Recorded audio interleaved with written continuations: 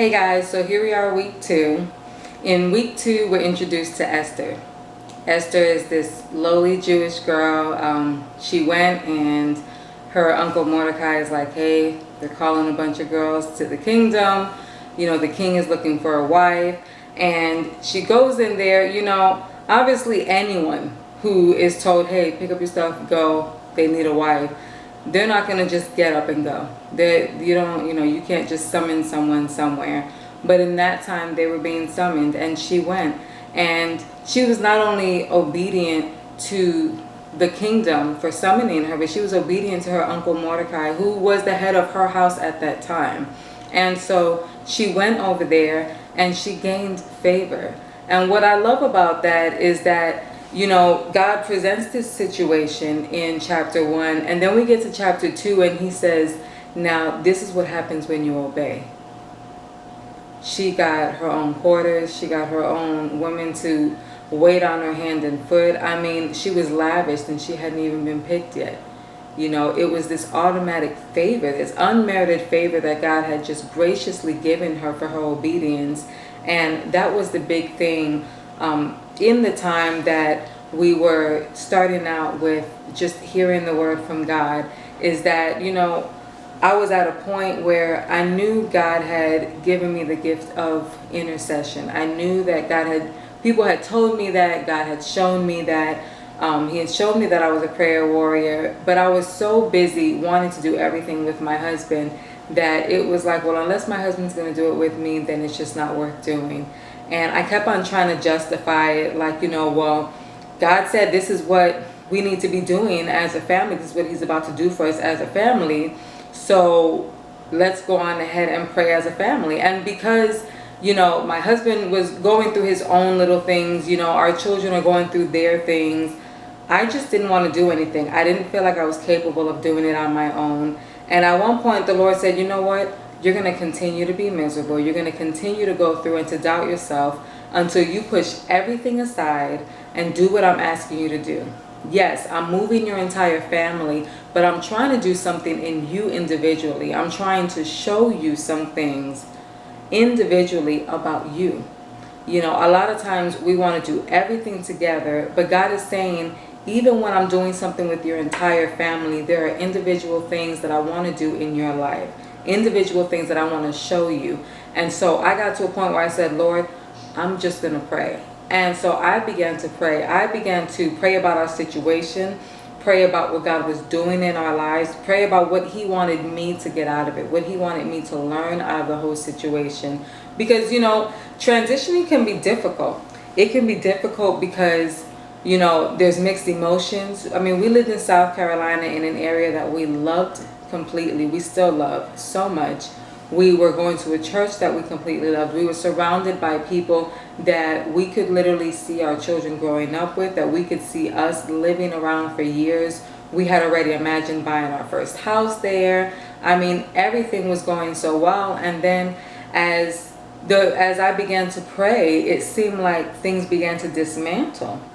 And I was like, Lord, okay, I'm being obedient, I'm praying, but I'm not seeing, I don't like what I'm going through. Esther walked in obedience. She made a decision out of obedience to God and to her uncle Mordecai. But at the same time, did she want to get up and leave her home to go and be some king's concubine or be some king's guinea pig to see if she was worth being queen? No. But because of her obedience, God began to open doors that no other person could have opened for her. And that's the one thing that God showed, was that the more I prayed, the more I saw, okay, things feel uncomfortable. They feel like they're becoming a little more foreign to us.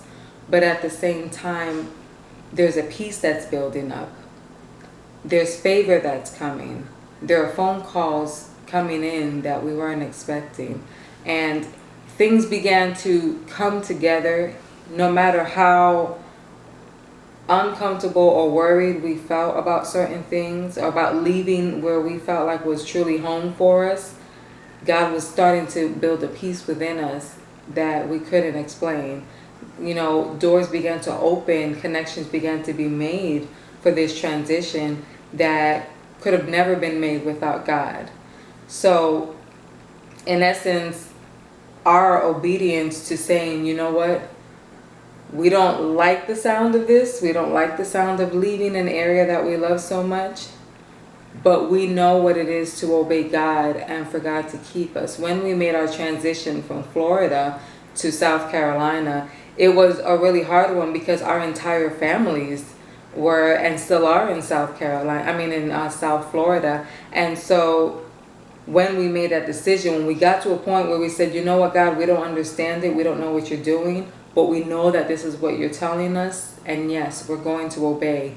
God opened doors that no man can shut. And the entire time that we spent there, we never lacked for anything. Never lacked for anything. We always had a place to stay. We were more stable in South Carolina than we were ever in Florida.